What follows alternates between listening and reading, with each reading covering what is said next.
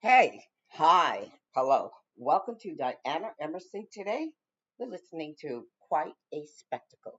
This is True Crimes. It was one of the strangest cases in Canadian history. A squashed piece of fruit and a tiny pinpoint reflection in a picture was the only evidence. But was it enough to catch a killer?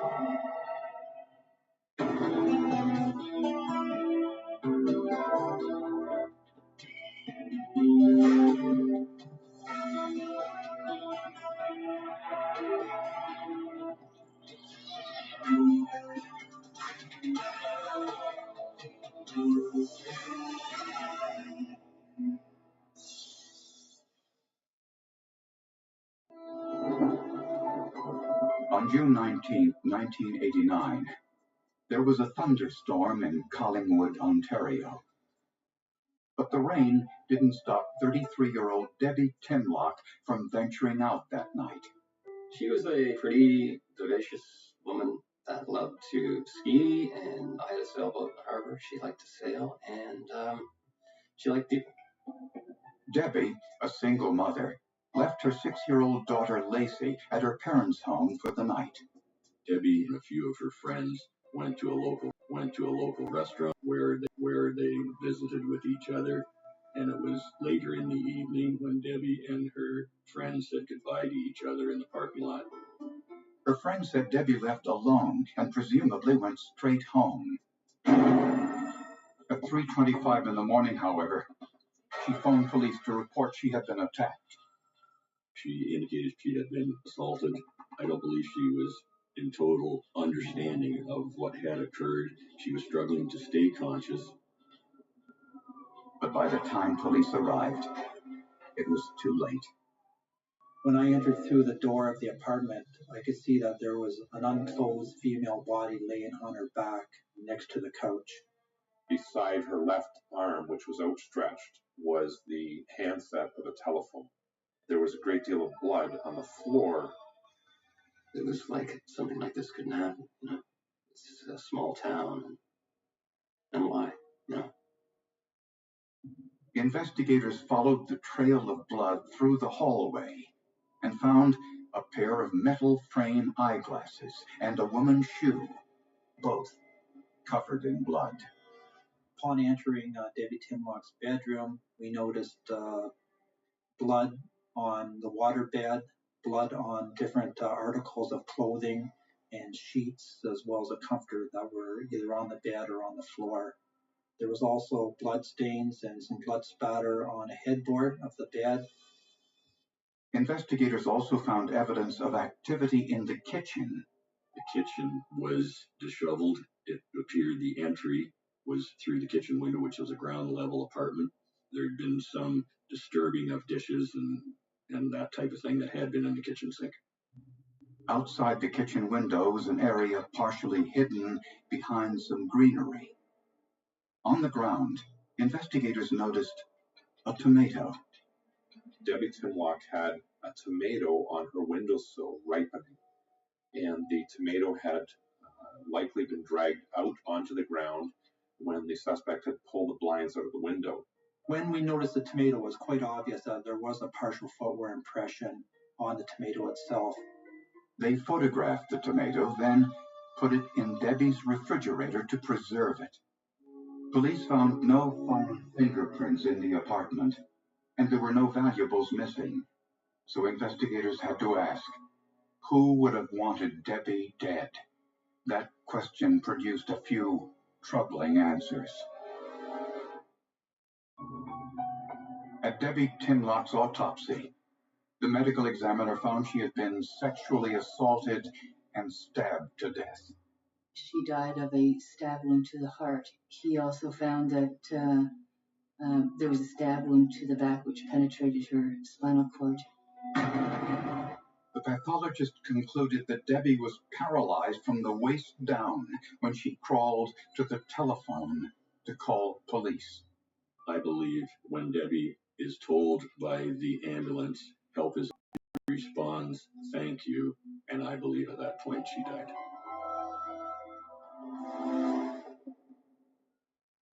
In a search for Debbie's killer, investigators found a possible lead.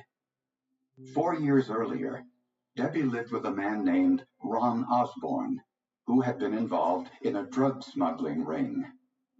In 1985, 10 persons were investigated for attempting to smuggle drugs from the United States into Canada. Authorities had evidence that Osborne transported illegal drugs in a boat from Jamaica to Florida.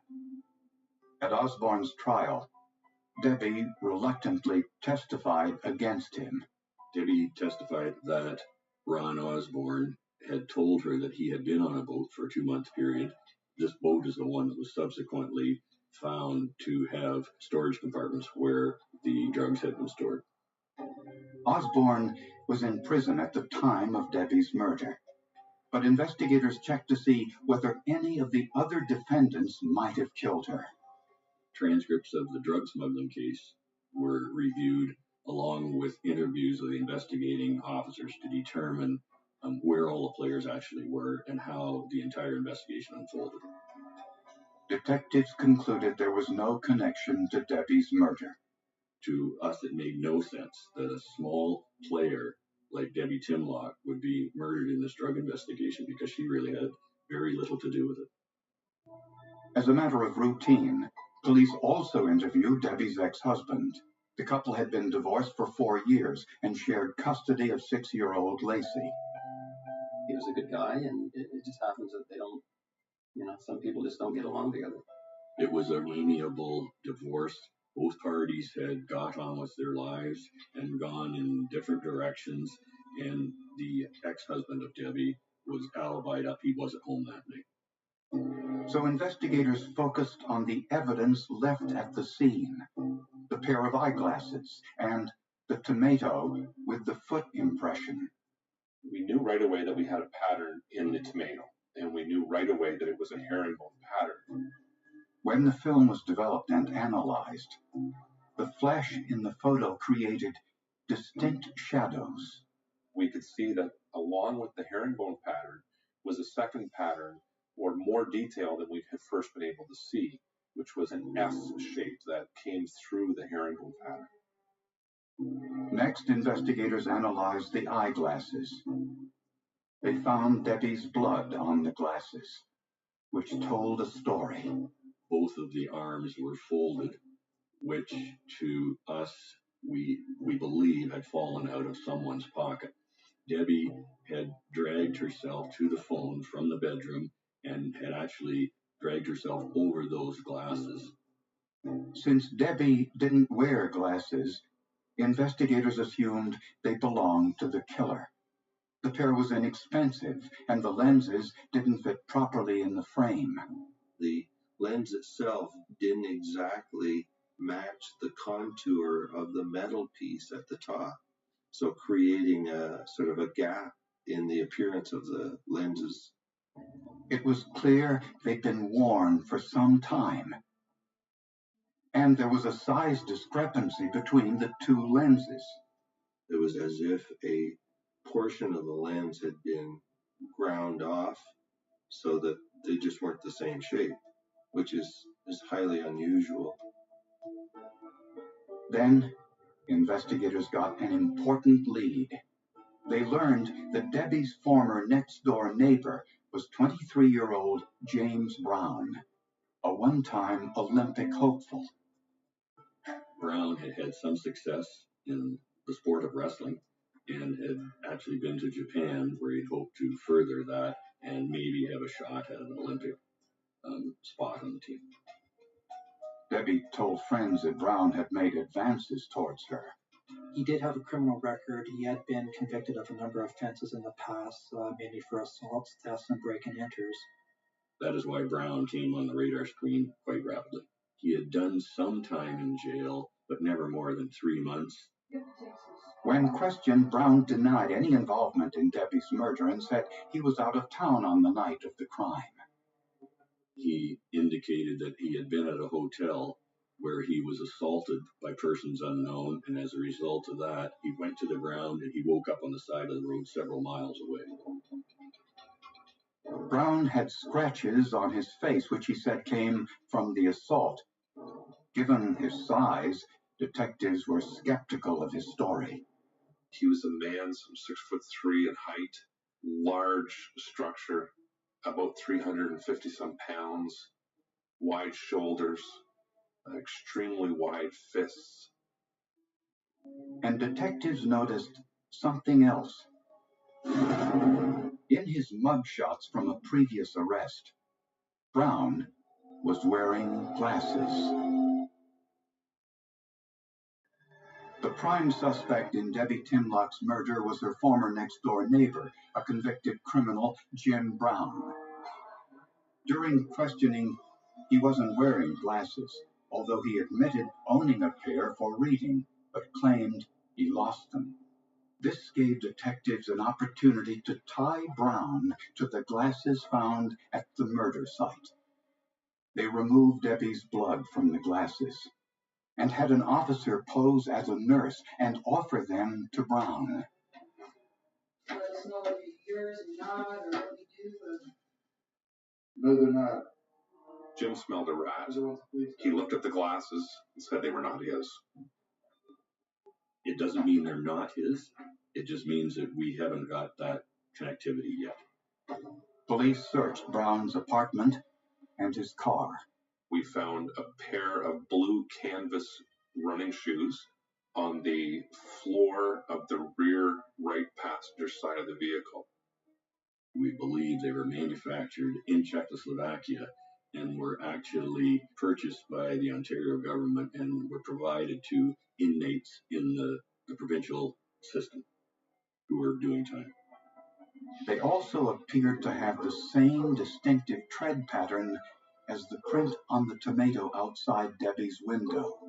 There's a specific part of the design, which I'll refer to here as either an S shape or a stylized 7, that became very apparent in the photograph. That really piqued my interest. But forensic investigator Jerry Webb had a problem. He needed to know if the weight of a 350-pound man created a different kind of shoe impression on a tomato than one you get by copying the shoe impression on paper or a transparency. So Webb designed an experiment. I had a person that wore size 13 shoes, put on a bomb suit, and I added weights to the bomb suit in trying to increase the weight of this person to be more close to the weight of the suspect, in this case, Jim Brown. Webb sprayed water on tomatoes to simulate the rainstorm on the night of the murder. Then had his 350-pound model step on each one, wearing the suspect's shoes. Webb discovered that the test impression on the tomato was virtually the same as the one taken directly from the shoe and the photo taken at the crime scene. I was able to take those two overlays and put them over top of a photograph of the tomato itself and be able to illustrate that, in fact, that the pattern matched up on the tomato impression. Although the size of Brown's shoe and the tread pattern was the same as the shoe impression left at the crime scene, there was no way to tell if this was the actual shoe. The impression on the tomato could have been made by the left shoe of Jim Brown, or it could have been made by another left shoe that had the same specific design and size. Since the shoes were prison issued, they were unusual, although not uncommon. I feel that we need much more evidence to convict the person responsible for Debbie Timlock's senseless murder. So they turned to the eyeglasses found at the crime scene. Dr. Graham Strong, a professor of optometry at Waterloo University, was asked to determine whether the crime scene glasses were the same as those worn by Jim Brown in a police mugshot taken several years earlier.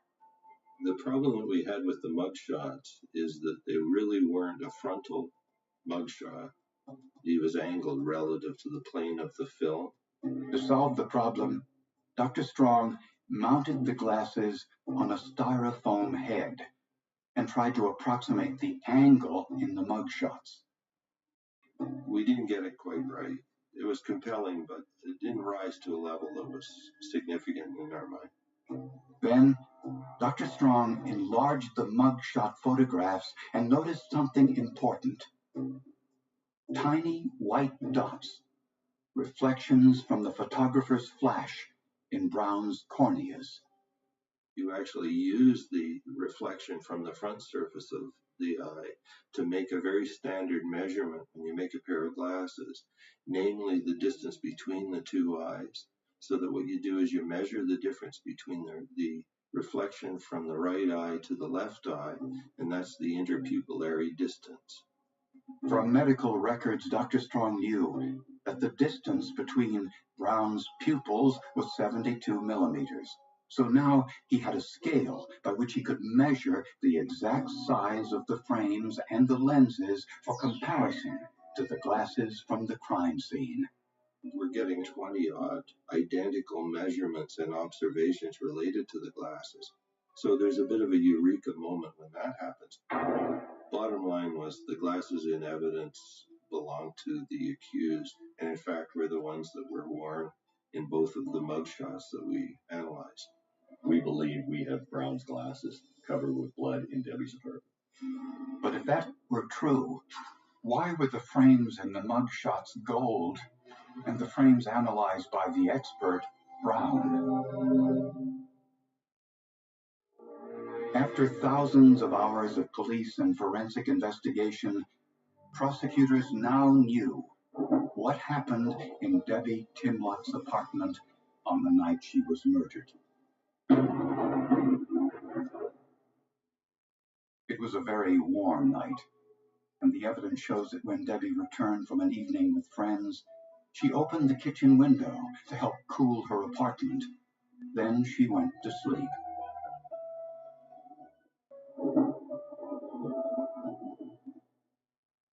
It was a ground floor apartment. The kitchen window was low. The motive was unclear, but the evidence shows James Brown entered Debbie's apartment and knocked the tomato off the windowsill, then stepped on it, leaving the impression of his prison shoes. Brown attacked Debbie in the bedroom, assaulted her, stabbed her twice with a knife, and left her for dead. On his way out, he dropped his glasses in the hallway. Debbie, most likely paralyzed from the waist down from the stab wound, crawled over those glasses on her way to call police. She died before she could identify her attacker. But her blood on Brown's glasses did it for her. I believe Debbie died on the telephone knowing she had done her job. I recall the day that Dr. Strong came to our office in Barrie like it was yesterday. This was months after the initial investigation. It was a piece of evidence that was individual, and it truly was a high-five Yahoo moment, because now we were able to speak for Debbie Timlock. Yeah, I was surprised at what they came up with. So involved, it was so many little clues to have it together and put together a case. The final hurdle for prosecutors was to explain why Jim Brown's glasses were gold in the mugshots, but dark brown when shown to the jury. The decision had been made by the investigators to deliver Jim Brown's glasses to him at the jail. Prior to doing that, they wanted them cleaned of the blood that was on them. The glasses were photographed in the studio. They were then cleaned of the blood. And in that process of cleaning the blood, part of the laminate from the temples of the glasses was rubbed off. In January of 1992, 2.5 years after Debbie Timlock was killed, James Brown went on trial for murder. The trial lasted 2.5 weeks and relied on the shoe print left on a tomato and mathematical calculations from the reflection of a flashbulb. The jury deliberated for 6 hours and came back with a finding of first-degree murder. In Canada, a first-degree murder conviction carries an automatic life sentence with no chance of parole for 25 years. This case ranks among the most unusual in forensic history. It was unique. In fact, to this day, and I've been policing now for 28 years and 20 years in the forensic business, I've never before or never again had an impression in a tomato. It was amazing how Dr. Strong, based on a grainy mugshot of not great quality, was able to determine all the nuances of these glasses and able to mathematically determine the chances of being another pair like that in this world. When I first entered into the forensics field, I attended Coroner's Court in Toronto. And there is a sign that is on their wall that says that we speak for the dead. I've made that my motto over the last 20 years, recognizing that that crime scene is now the voice for the dead.